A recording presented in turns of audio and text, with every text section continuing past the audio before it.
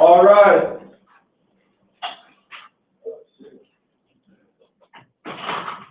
Good evening, you may be seated.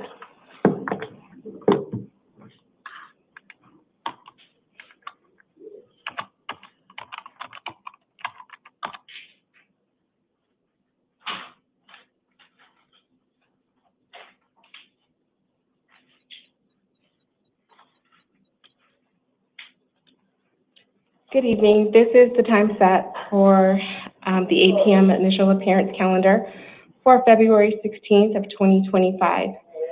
The court's orders for the taking of DNA samples and fingerprints made at the first of this month will apply to all matters on this calendar. I will be calling each of you up to the podium one by one, where I will ask you for your first and last name and your date of birth. I will then advise you as to why you are here, whether or not an attorney was appointed to you, what your upcoming court dates are, what your bond is if you are eligible for bond, and what your release conditions are. If you have any questions during the time that I'm advising you of these things, I would just ask that you hold your questions until I completely advise you of all of these matters. The first person that I am going to call to the podium, Mr. Valencia, if you will please come to the podium, and Mr. Sussex, if you will please have a seat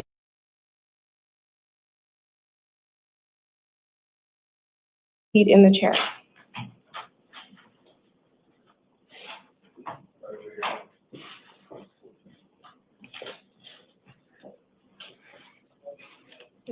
Mr. Valencia, can you please state your first and last name and your date of birth? 04/22/2002, Joel Valencia. Thank you. You are here for 3 matters. You have 1 new case, and then you have 2 warrants for failing to appear for a court date. I am going to first advise you of the new case.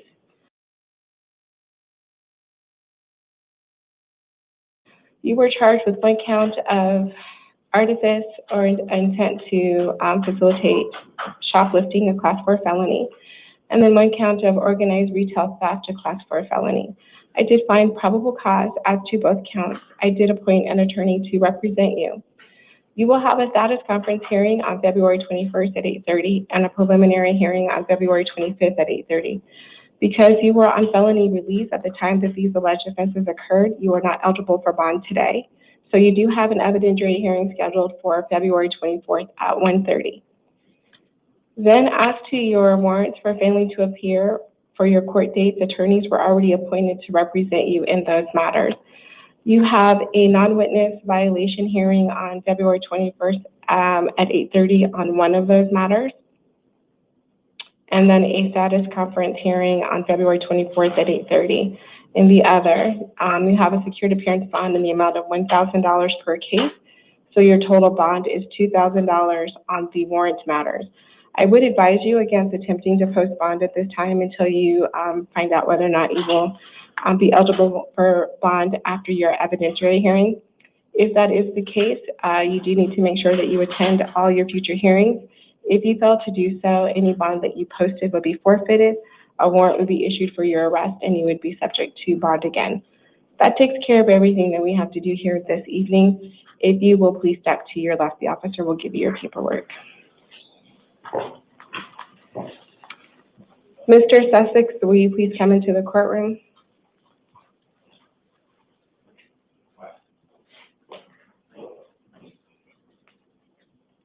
Sir, will you please state your first and last name and your date of birth? Aaron Steve Sussex, 10-8-87. Mr. Kellerman? George Kellerman from the Maricopa County Attorney's Office. Good evening, Your Honor.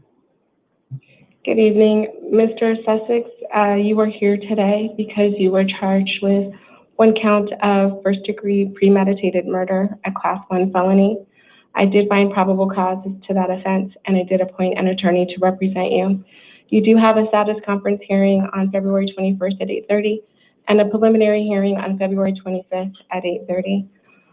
Mr. Kellerman, do you want to be heard on release conditions and Yes, Your anything Honor. else? Yes, Your Honor. Mr. Sussex has 3 prior felony convictions, an assault of violent history. He was on probation, and he's a prohibited possessor.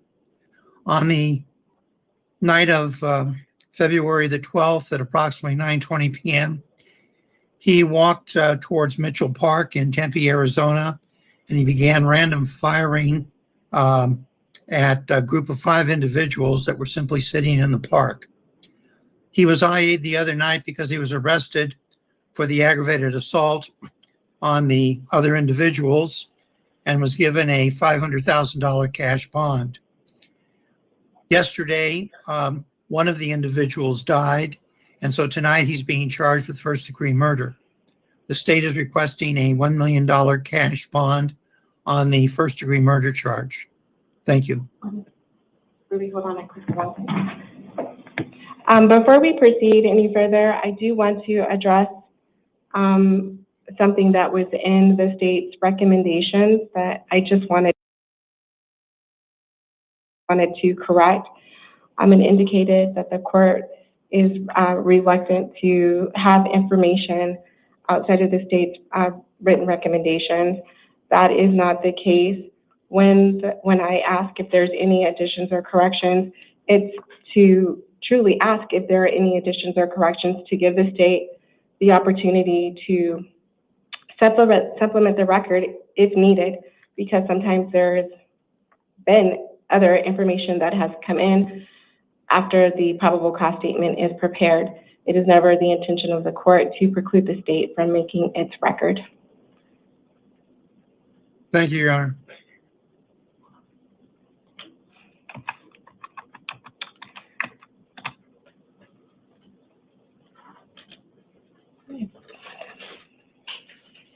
Okay. All right, Ruby, it's ready now. All right, sorry for that brief pause. The court is ordering a cash-only bond in the amount of $1 million. Given the history of the defendant, the nature of the offense as the court reviewed it in the probable cause statement, and the additional information that was supplemented.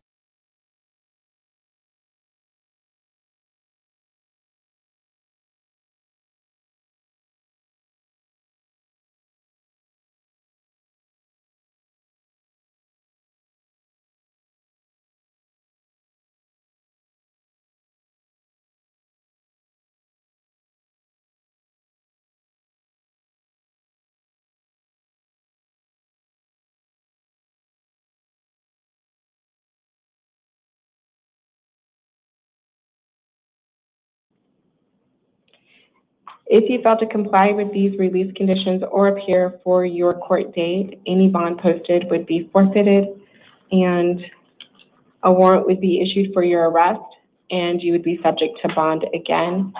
I believe that this takes care of everything that we need to do here this evening. So, sir, if you'll just go ahead into holding, they'll bring you in the corrected order. Mr. Kellerman, were you going to appear on anything else this evening? No, Your Honor, thank you. You may be excused. Thank you. Good evening. Mr. Portillo, if you'll please come into the courtroom, and Mr. Tauble, if you will please have a seat in the chair.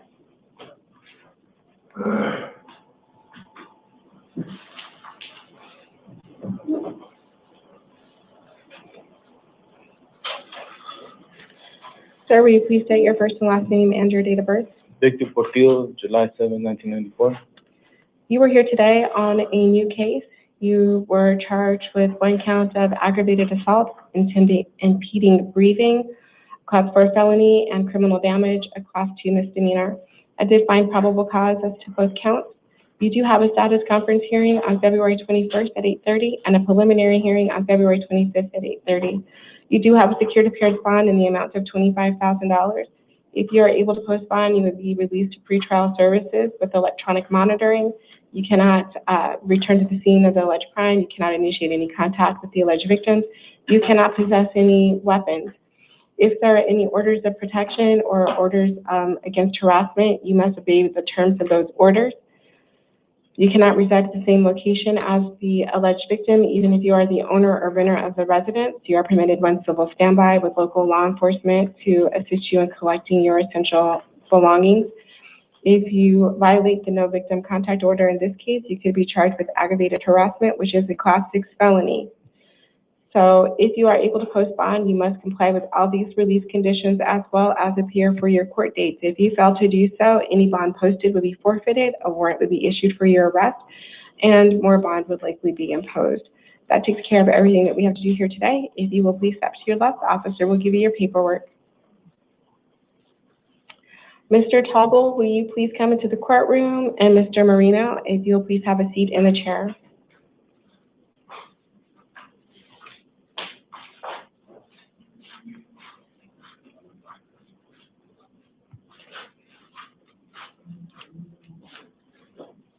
Hello, can you please state your first and last name and your date of birth? Christopher Tobol, 10/12/89. You were here for a violation of probation. I did appoint an attorney to represent you. You do have a probation revocation possible disposition hearing on February 24th at 8:30. You do have a secured appearance bond in the amount of $1,200. If you are able to post bond, it is important that you attend your court dates. If you fail to do so, any bond posted will be forfeited. A warrant will be issued for your arrest, and you'd be subject to bond again. That takes care of everything that we can do here this evening. If you'll please step to your left, the officer will give you your paperwork.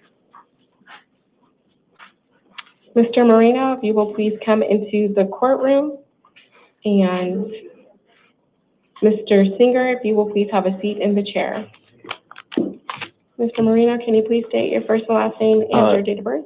Damian Moreno, 7/10/02.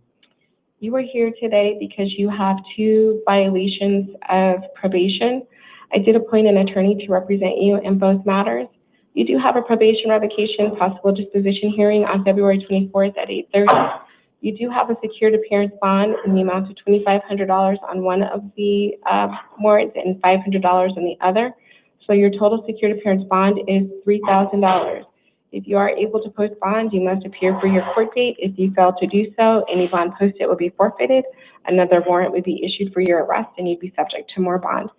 So that takes care of everything that we can do here this evening. If you will please step to your left, the officer will give you your paperwork. Mr. Singer, will you please come into the courtroom? And Mr. Reed, will you please have a seat in the chair? Mr. Singer?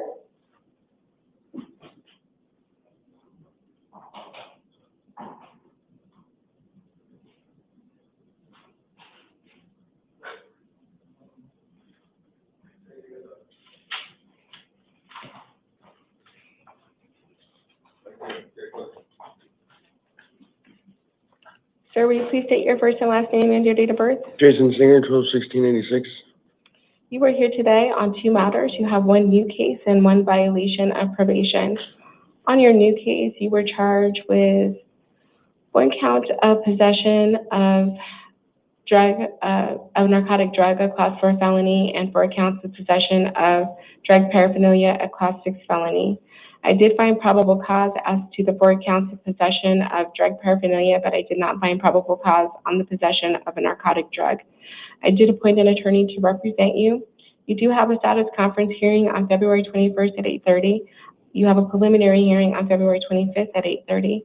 You have a secured appearance bond in the amount of $50. It is just a placeholder bond, given the probation matter. If you are able to post bond, you will be released to pretrial services with electronic monitoring, and you will need to contact probation within 72 hours of your release. As to your violation of probation, I appointed an attorney to represent you in that matter as well. You do have a probation revocation possible disposition hearing on February 24th at 8:30. You do have a secured appearance bond in the amount of $250. So between the 2 cases, your total secured appearance bond is $300. If you do post it, you do need to make sure that you appear for your court dates. If you fail to do so, any bond posted would be forfeited, and then the warrant would be issued for your arrest, and you'd be subject to more bond. So that takes care of everything that we have to do here this evening. If you will please step to your left, the officer will get your paperwork. Mr. Reed,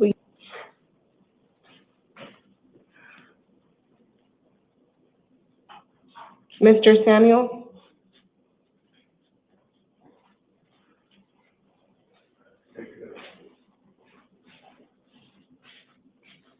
Hello, sir. Can you please state your first and last name and your date of birth? Nathan Samuels, 11/17/2003.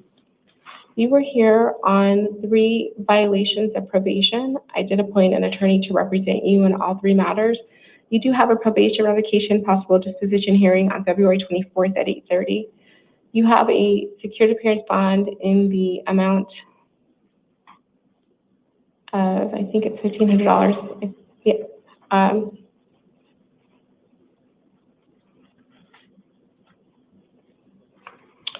Yep. And sorry, in the amount of $1,250. One of your warrants has a secured appearance bond of $250, and the other 2 is for $500.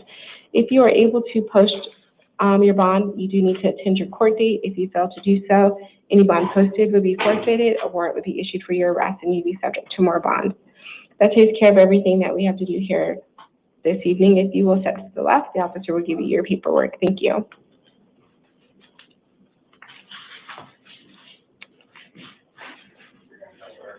Mr. Aaron Ubali could not, date of birth August 28th, 1994, is unable to participate in court today due to bizarre behavior.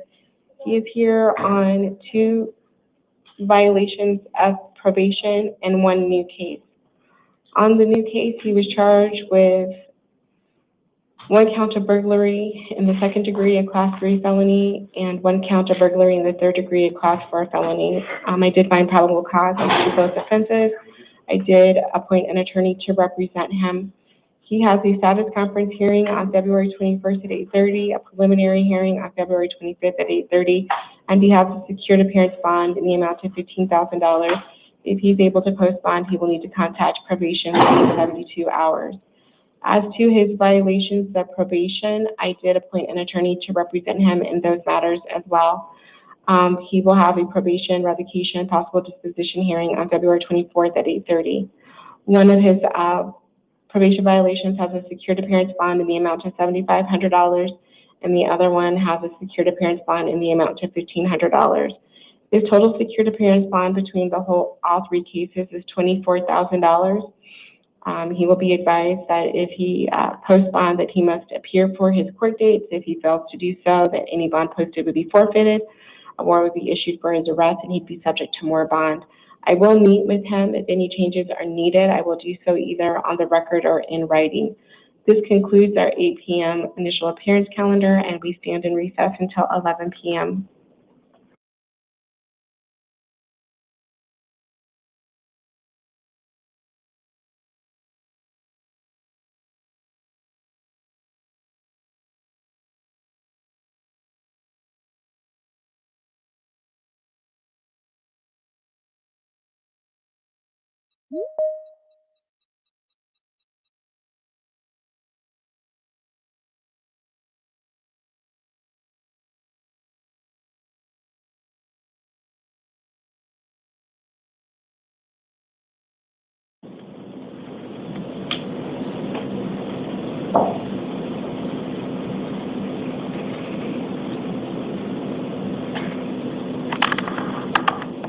Are you able to hear the court?